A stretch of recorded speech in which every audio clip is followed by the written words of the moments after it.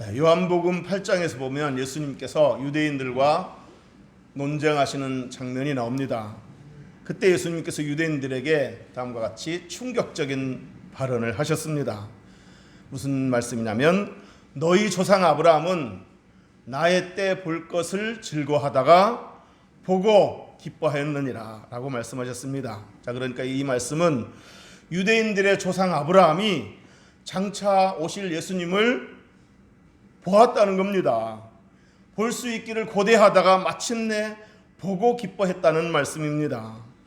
자, 예수님의 이 말씀이 유대인들에게 충격적이었던 이유는 뭐냐면 유대인들의 조상 아브라함은 예수님 시대로부터 약 2000년 전에 살았던 사람이기 때문입니다. 예수님 말씀에 의하면 약 2000년 전에 살았던 예수님 시대로부터 약 2000년 전에 살았던 아브라함이 예수님의 때를 보고 기뻐했다는 말씀인데 예수님이 거짓말 하실 리는 없고 그렇다면 언제 도대체 아브라함이 예수님을 보았다는 말이겠습니까? 그 대답은 아브라함이 자기 아들 이삭을 낳았을 때입니다. 하나님은 아브라함에게 아들을 주시겠다고 약속하셨습니다. 그리고 그 아들을 통해서 많은 후손을 주시겠다고 또 그 후손을 통해서 민족을 이루시겠다고 약속하셨습니다. 그리고 그 민족에서 메시아, 구원자 예수 그리스도가 태어날 것을 약속하셨습니다. 아브라함은 그 약속을 믿었고 그리고 마침내 100세의 아들 이삭을 낳았습니다. 자, 바로 이때 아브라함이 그 아들 이삭을 안고 기뻐했을 때 아브라함은 희미하게나마 믿음의 눈으로 그 이삭을 통해서 생기게 될 많은 후손을 보았고 또 큰 민족을 보았고 그리고 그 민족에서 장차 나타날 메시아 구원자 예수 그리스도를 본 것입니다. 바로 그런 의미로 예수님께서 너희 조상 아브라함은 나의 때 볼 것을 즐거워하다가 보고 기뻐했느니라 이렇게 말씀하신 겁니다.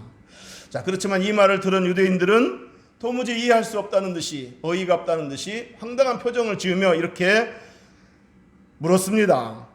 네가 아직 나이가 50도 안 됐는데 어떻게 약 2000년 전에 살았던 우리 조상 아브라함을 보았단 말이냐라고 따져 물었습니다. 자, 그러자 이번엔 예수님께서 더 충격적인 말씀을 하셨습니다. 진실로 진실로 너에게 이르노니 아브라함이 나기 전부터 내가 있느니라. 너희 조상 아브라함이 태어나기 전부터 내가 있느니라 이렇게 말씀하셨습니다. 자, 여기서 아주 중요한 메시지가 있습니다. 뭐냐면 예수님이 말씀하시기를 아브라함이 나기 전부터 내가 있었느니라 이렇게 말씀하시지 않고 내가 있느니라 이렇게 말씀하셨다는 겁니다. 과거 어느 시점부터 예수님이 있었다는 얘기가 아니고 영원 전부터 존재했다는 그런 말씀입니다. 그러니까 과거형을 쓰시지 않고 내가 있었느니라 아브라함이 나기 전부터 내가 있었느니라 이렇게 과거형을 쓰지 않고 내가 있느니라 이렇게 현재형을 쓰셨다는 것은 과거 어느 시점부터 있었다는 게 아니고 시간 속에서 계셨다는 게 아니고 시간이 창조되기 전에 시간 개념이 있기 전에 영원 전부터 존재했다는 그런 말씀입니다. 자, 내가 있느니라 이 표현은 하나님이 자기 자신을 가리켜서 뭐라고 말씀하셨습니까? 나는 스스로 있는 자니라 그렇게 말씀하셨던 그 표현하고 똑같은 표현입니다. 그러니까 예수님은 아브라함뿐만 아니라 온 인류가 존재하기 이전에 더 정확히 말하면 세상이 창조되기 이전에 시간 개념이 있기 전에 영원 전부터 계셨다는 이야기입니다. 믿습니까? 자, 오늘 본문에서도 사도 요한이 그 사실을 증언했습니다. 우리 1절 다 같이 한번 읽어보겠습니다. 1절 시작. 태초에 말씀이 계시니라 이 말씀이 하나님과 함께 계셨으니 이 말씀은 곧 하나님이시니라. 아멘. 자, 여기서 말씀은 우리가 잘 아는 대로 예수 그리스도를 가리킵니다. 태초에 말씀이 계시니라 이 말은 태초에 예수님이 계셨다는 얘기입니다. 자, 말씀 그러니까 예수 그리스도가 태초에 즉 세상이 시작될 때 in the beginning 태초에 세상이 시작될 때에 이미 하나님과 함께 계셨다고 증언하고 있습니다. 이 말은 결국 예수 그리스도는 세상이 시작되기 이전에 영원 전부터 계셨다는 얘기입니다. 세상이 시작될 때 이미 존재하셨다는 말은 세상이 시작되기 이전에 영원 전부터 존재했다는 그런 이야기입니다. 믿습니까? 자, 그런데 사도 요한은 또 증거하기를 이렇게 영원 전부터 하나님과 함께 존재하셨던 예수 그리스도가 육신을 입고 육신이 되어 사람이 되어 이 땅에 오셨다고 증거했습니다. 우리 14절을 다 같이 읽어보겠습니다. 시작. 말씀이 육신이 되어 우리 가운데 거하심에 우리가 그의 영광을 보니 아버지의 독생자의 영광이요 은혜와 진리가 충만하더라. 아멘. 말씀이 육신이 되어 우리 가운데 거하심에 라고 했습니다. 그러니까 영원 전부터 영으로서 존재하셨던 그 예수 그리스도가 제2위 하나님이신 그 예수 그리스도가 육신이 되어, 즉 사람이 되어, 우리처럼 사람이 되어 이 땅에 오셨다는 이야기입니다. 자, 그러면 예수님께서 왜 이 땅에 오셔야만 했습니까? 이 땅에 오시되 왜 영으로 오시지 않고 육신을 갖고 우리처럼 사람이 되어 오셔야만 했습니까? 자, 그 이유를 오늘 우리가 읽지는 않았지만 1장 29절에서 찾아볼 수 있습니다. 29절 다 같이 한번 읽어보겠습니다. 이튿날 요한이 예수께서 자기에게 나아오심을 보고 이르되 보라 세상 죄를 지고 가는 하나님의 어린 양이로다. 아멘. 사도 요한이 자기를 향하여 걸어 나오시는 예수님을 보고서 많은 사람들 앞에 이렇게 외쳤습니다. 보라 저분을 보라 세상 죄를 지고 가는 하나님의 어린 양이로다. 이렇게 증언했습니다. 자, 이 말은 예수님이 육신이 되어 이 땅에 오신 이유가 인간의 죄를 대신 짊어지고 갈 속죄 제물이 되기 위해서 하나님의 어린 양으로서 오셨다는 이야기입니다. 그러니까 인간이 죄를 지었으니 인간이 마땅히 그 죄값을 받아야 하는데 예수 그리스도가 그 죄값을 대신 받기 위해서 속죄 제물로 어린 양으로 오셨다는 이야기입니다. 그러니까 예수 그리스도가 이 땅에 오신 이유가 또 오시되 사람의 몸을 입고 오신 이유가 바로 속죄 제물이 되기 위해서 오신 겁니다. 하나님의 어린 양이 되기 위해서 인간의 몸을 입고 오신 겁니다. 자, 그렇다고 한다면 여러분 지금으로부터 약 2000년 전 유대 땅 베들레헴 마을 구유에 예수님이 태어나신 이유는 처음부터 죽기 위해서였습니다. 처음부터 죽기 위해 태어나신 겁니다. 죽음을 목표로 하고 태어나신 겁니다. 세이브 더 칠드런이라는 그 세계 아동 인권 단체가 있습니다. 자, 이 인권 단체가 내놓은 슬로건이 있는데 그 슬로건이 바로 이겁니다. No child born to die. 그러니까 죽기 위해 태어난 아이는 없다. 그겁니다. 여러분 어떤 아이가 죽기 위해 이 세상에 태어난다는 말입니까? 어떤 아이가 죽음을 목표로 하고 태어난다는 말이겠습니까? 살다 보니 늙어서 병들어서 사고로 어쩔 수 없이 죽을 뿐이지 처음부터 죽음을 목표로 하고 태어난 아이는 없습니다. 그런데 우리 예수님은 처음부터 죽기 위해서 태어나셨고 죽음을 목표로 하고 태어나셨습니다. 바로 저와 여러분의 죄값을 대신 치르실 하나님의 어린 양 속죄 제물이 되기 위해서 이 땅에 오신 겁니다. 예수님은 처음부터 갈보리 십자가를 목표로 하고 베들레헴 유대 땅 베들레헴 마을 구유에 태어나신 겁니다. 믿습니까? 자, 그런데 여러분 제물이 되려면 육신이 필요합니다. 육신 없는 제물이 어디 있겠습니까? 제물이 되려면 육신이 있어야 됩니다. 몸이 있어야 됩니다. 영으로는 제물이 될 수 없습니다. 그래서 예수님께서 이 땅에 오실 때 영으로 오시지 않고 육신을 입고 육신이 되어 사람이 되어 오신 겁니다. 참고로 우리가 성육신이라는 용어를 쓰는데 이 말은 육신이 되어 오셨다는 얘기입니다. 성육신, 육신이 되어 오셨다. 성육신의 성은 거룩할 성이 아닙니다. 하나님이 인간의 몸을 입고 오셨으니까 거룩할 성자를 쓸 것 같은데 그 거룩할 성이 아니고 이룰성입니다. 이룰성. 그러니까 육신을 이루셨다, 육신이 되셨다라는 의미로 이룰성을 쓴 성육신, 이렇게 성육신이라는 용어를 쓰는 겁니다.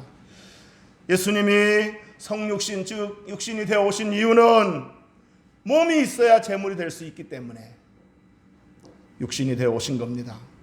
그러니까 예수님께서 성육신 하신 이유는, 몸을 입고 오신 이유는 바로 저와 여러분의 죄값을 대신 받으시기 위해서, 하나님의 어린 양 속죄 제물이 되시기 위해서 성육신, 몸이 되어 오신 겁니다. 믿습니까? 자, 여러분 한 번쯤 생각해 보셨는지 모르겠습니다. 하나님이 자기 아들을 이 땅에 보내실 때, 자기 아들을 사람이 되게 하셔서 이 땅에 보내실 때 하나님의 심정이 어땠을까? 하나님의 심정을 한번 생각해 보셨는지 모르겠습니다. 하나님은 신이기 때문에, 신이니까 그저 아무 생각 없이 무덤덤하게, 아무 감정 없이, 생각 없으시지는 않겠지만 아무런 감정 없이 무덤덤하게 보내셨을 거라고 생각하시면 큰 오산입니다. 여러분, 하나님도 감정이 있으십니다. 기뻐하는 감정, 슬퍼하는 감정, 우리가 갖는 모든 감정, 희노애락 감정을 다 갖고 계십니다. 왜 그랬겠습니까? 하나님께서 인간을 창조하실 때 누구의 형상을 닮아서 창조했다고 그랬습니까? 하나님 자신의 형상을 닮은 이렇게 존재로 우리를 창조했다고 그랬습니다. 하나님의 형상을 닮은 인격체로 우리를 창조했습니다. 그러므로 하나님의 형상을 닮은 우리가 희노애락 감정이 있다면 하나님도 그런 감정이 있으신 건 당연한 거 아니겠습니까? 하나님도 인격이 있으시고 하나님도 감정이 있으십니다. 자, 그렇다면 하나님의 아들을 이 땅에 내보내실 때 그저 무덤덤하게 아무 감정 없이 보내실 수 있겠습니까? 마음이 무척 아프셨을 겁니다. 사도 요한은 예수 그리스도를 가리켜서 아버지 품속에 있는 독생하신 하나님이라고 표현했습니다. 우리 요한복음 1장 18절 한번 다 같이 읽어보겠습니다. 시작. 본래 하나님을 본 사람이 없으되 아버지 품속에 있는 독생하신 하나님이 나타내셨느니라. 아멘. 아버지 품속에 있는 독생하신 하나님이라고 했습니다. 예수 그리스도를 가리켜서 아버지 품속에 있는 독생하신 하나님, 외아들 하나님이라는 겁니다. 외아들 예수 그리스도를 아버지 품속에 있는 독생하신 하나님이라고 이렇게 묘사를 했습니다. 여러분, 아버지 품속에 있었다는 말은 뭘 의미하는 거겠습니까? 그만큼 예수님은 아버지에게 소중한 존재요, 사랑스러운 존재라는 것을 암시하는 말 아니겠습니까? 이렇게 소중하고 사랑스러운 자기 아들을 이 땅에 보내셨을 때, 품속에 있는 아들을 내어 보내셨을 때 어찌 마음이 안 아팠겠습니까? 입양기관에서 아이를 입양시킬 때 보통은 입양 절차가 다 끝날 때까지 일정 기간 그 아이를 위탁 부모에게 맡깁니다. 입양 부모가 나타날 때까지. 그러면 그 아이를 맡은 위탁 부모가 정말 좋은 부모라면 그 아이를 친자식처럼 품에 품고 사랑으로 돌봐줄 겁니다. 자, 그러다가 입양 절차가 끝나고 마침내 그 아이를 입양할 부모에게 이제 맡겨줄 때가 되면, 넘겨줄 때가 되면 그 아이와 이별을 견디기 힘들어한다고 합니다. 그동안 정이 든 겁니다. 늘 품속에서 안고 그렇게 키웠던 그 정이 있기 때문에 이별을 견디기 힘들어한다고 합니다. 이딱 부모가 아이를 품에 품고 있다가 그 품속에 있는 아이를 그 입양할 부모에게 넘겨줄 때 펑펑 우는 그런 이딱 부모도 있다고 합니다. 우리 하나님 아버지도 품속에 품었던 아들을 이 땅에 내보내실 때 마음이 무척 아프셨을 거라고 생각합니다. 그것도 그냥 좋은 곳에 보내는 게 아니고 하나님의 어린 양으로서, 속죄 제물로서 갈보리 십자가의 죽음을 목표로 하고 보내셨으니 그 심정이 얼마나 아프셨겠습니까? 이런 예화가 있습니다. 아주 친한 두 사람 있는데 한 사람은 가난하지만 자식이 5명이고 또 한 친구는 부자인데 자식이 하나도 없었습니다.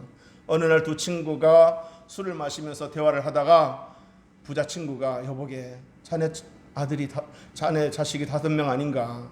하나 주면 내가 교육도 잘 시키고 제대로 키워보겠네. 정말 내 아들로 키워보겠네. 하나 좀 줄 수 없겠나. 이렇게 제안했을 때 이 가난한 친구가 술김에 그 분위기에 그러세 하고 약속을 해버렸습니다. 그리고는 이제 그날 집에 가서 아내를 설득합니다. 여보, 우리가 가난해서 이 5 아이를 제대로 양육하기 어려우니까 하나만큼은 좀 부잣집 그 친구에게 줘서 교육도 잘 시키게 하고 이렇게 하면 얼마나 좋겠는가. 그러니까 하나 줍세 하고 아내를 밤새 설득해서 이제 주기로 했습니다. 자, 그런데 이제 어떤 자식을 줄 것인가를 고민하는데 그것 또한 쉽지가 않았습니다. 한 방에서 나란히 이렇게 한 이불을 덮고 있는 그 5 아이들을 얼굴을 보면서 누구를 줄지 고민을 해봅니다. 첫째는 장남이라 안 되겠고, 둘째는 인물이 너무 좋아서 잘생겨서 주기가 아깝고, 셋째는 공부를 너무 잘하고 또 야무지고 그래서 주기 아깝고, 넷째는 하나밖에 없는 딸이라 그래도 딸은 갖고 있어야 되지 하면서 딸이라 안 되고, 5째는 막둥인데 몸이 좀 약해. 몸 약한 애를 남의 집에 준다는 게 마음이 아프고, 밤새 아래에서 위로 위에서 아래로 다 훑어보지만 아무도 줄 수가 없는 거예요. 그래서 다음날 친구를 찾아가서 여보게 아무리 생각해봐도 못 주겠네 그렇답니다. 여러분, 이렇게 아이가 5이 있어도 주기가 아깝고 좋은 사람 좋은 환경에 보낸 것인데도 선뜻 내보내기가 쉽지 않은데, 하나밖에 없는 외아들, 품속에 있는 그 소중하고 사랑스러운 아들을 이 땅에 내보낼 때 하나님 마음이 얼마나 아프셨겠습니까? 더군다나 아들을 이 땅에 내보내면 그 아들을 대적자들이 십자가에 매달고 조롱하고 야유를 퍼부을 텐데, 그것을 다 알고 계시는 하나님께서 그 아들을 이 땅에 내보내실 때 얼마나 쓰리고 아프셨겠습니까? 여러분, 이때에 그 하나님 심정을 잘 간접적으로 잘 묘사한 대목이 누가복음 2장에 나와 있습니다. 누가복음 2장에 보면 요셉과 마리아가 아기 예수를 안고 성전에 갔을 때였습니다. 요셉과 마리아가 아기 예수를 성전에 데리고 간 이유는 2가지입니다. 첫째는 이 출산한 마리아의 그 정결 예식 때문이고, 둘째는 예수가 첫 아이이기 때문에 그 첫 아들 아기 예수를 하나님 앞에 드린다는 헌신 예식 때문이었습니다. 자, 이 예식을 위하여 요셉과 마리아가 아기 예수를 안고 성전에 들어갔을 때 거기에 시므온이라는 선지자가 있었습니다. 시므온이라는 선지자가 그 아기 예수를 보고 매우 기뻐했다 그랬습니다. 왜냐하면 이 선지자는 죽기 전에 하나님이 약속한 그 메시아 구원자를 반드시 보고 죽게 될 거라는 그런 예언을, 그런 계시를 받았기 때문입니다. 그래서 그는 일평생 메시아를 기다리며 살아왔습니다. 그러던 어느 날 이 시므온이라는 선지자가 성령의 감동을 받아 성전에 갔는데 마침 요셉과 마리아가 그 아기 예수를 안고 성전에 들어오는 것이었습니다. 시므온이 그 아기를 본 순간 하나님이 약속한 메시아임을 즉각 알아차렸습니다. 그렇게 기다렸던 메시아임을 알아보고 그는 크게 기뻐했습니다. 그리고 그 예수를 품에 안고 그의 기쁨의 감격을 이렇게 표현했습니다. 누가복음 2장 28절 29절 보면 시므온이 아기를 안고 하나님을 찬송하여 이르되 주제여 이제는 말씀하신 대로 종을 평안히 놓아 주시는도다. 자, 이 말은 내가 이제 메시아를 보았으니, 하나님이 약속한 메시아를 보았으니 이제 죽어도 여한이 없습니다, 이런 의미입니다. 자, 그런데 이 말 다음에 예수의 모친, 육신의 모친 마리아에게 던지는 말이 심상치 않습니다. 시몬이 뭐라고 말합니까? 장차 이 아이는 많은 사람들에게 비방을 받는 표적이 될 것이다. 그러면 칼이 네 마음을 찌르듯 너의 마음이 아프게 될 것이다. 이렇게 예언을 했습니다. 자, 이 말은 장차 예수님이 십자가에서 죽게 될 것을 예고하는 말입니다. 장차 많은 대적자들에게 고난을 받고 십자가에서 비참하게 죽임을 당하게 될 것을 의미하는 말입니다. 그 일로 인해서 마리아의 가슴은 칼로 찌르는 것과 같은 마음의 고통과 슬픔을 겪게 될 것이다. 그것을 의미하는 말입니다. 자, 이 예언이 실제로 이루어졌을 때 마리아의 마음이 어떻겠습니까?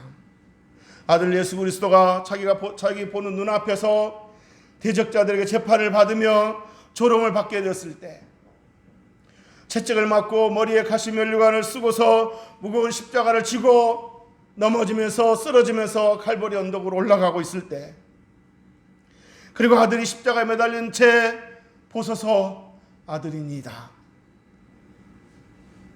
세 개의 못에 걸친 채 축 늘어져 있는 상태에서 피는 흘리고 목마른 그 상태에서 마리아를 향해서 보소서 아들이니이다 이렇게 말했을 때 마리아의 가슴은 정말 찢어지게 아팠을 겁니다. 마리아는 예수님을 잉태했을 때 처녀의 몸으로 성령으로 잉태하였기 때문에 혈통적으로는 아무 상관이 없는 그런 어머니였지만, 그래도 10달 동안 뱃속에 품었던 아들이고, 낳을 때 배 아파 낳은 아들이고, 키울 때 애지중지 키운 그런 정이 있었기 때문에 자기 눈앞에서 그 아들이 고통당하는 그런 모습을 지켜본다는 것은 보통 괴로운 일이 아니었을 겁니다. 시몬 선지자가 말했듯이 마치 칼로 가슴을 토려내는 듯한 그런 고통을 느꼈을 겁니다. 자, 그런데 오늘 본문에 예수 그리스도가 아버지 품속에 있었다고 표현했습니다. 그만큼 소중한 아들이라는 거 아니겠습니까? 그런데 그렇게 소중한 아들을 이 땅에 보내셨을 때 그 아버지 심정이 어떻겠느냐 하는 겁니다. 더군다나 그 아들이 사람들에게 침뱉음을 당하고 뺨을 맞고 채찍을 당하고 십자가에 못 박혀 매달려 있었을 때 그것을 지켜보는 하나님 아버지의 마음이 얼마나 아팠겠습니까? 그 아들이 십자가에 매달려서 나의 하나님 어찌하여 나를 버리시나이까? 라고 절규했을 때 하나님 마음이 얼마나 아팠겠습니까?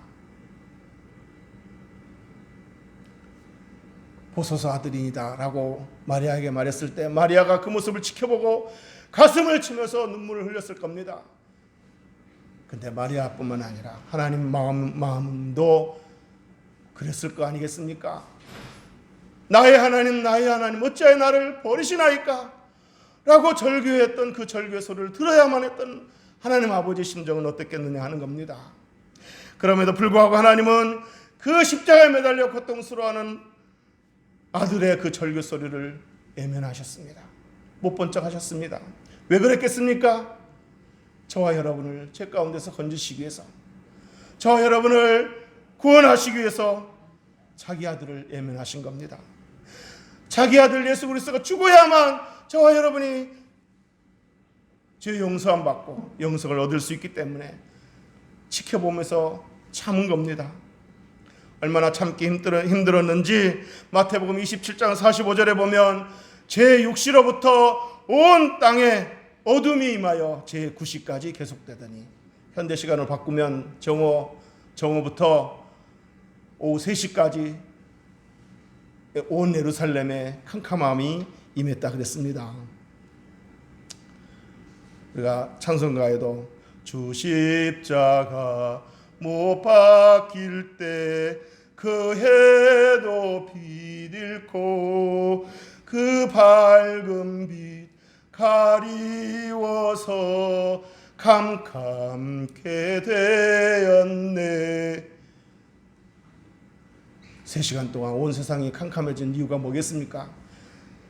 고통받는 아들의 모습을 차마 지켜볼 수 없었다는 거 아니겠습니까? 그럼에도 불구하고 하나님이 이 아들을 예면했다는 사실은 저와 여러분을 그만큼 사랑했다는 것이고 저와 여러분의 구원을 위해서 참으셨다는 얘기입니다. 종교개혁자 마틴 루터가 이렇게 말했습니다. 성탄절의 참 의미를 알고자 한다면 말 구유에 있는 아기 예수를 볼 때 갈보리 언덕에 십자가에 매달린 예수 그리스도를 바라봐야 된다.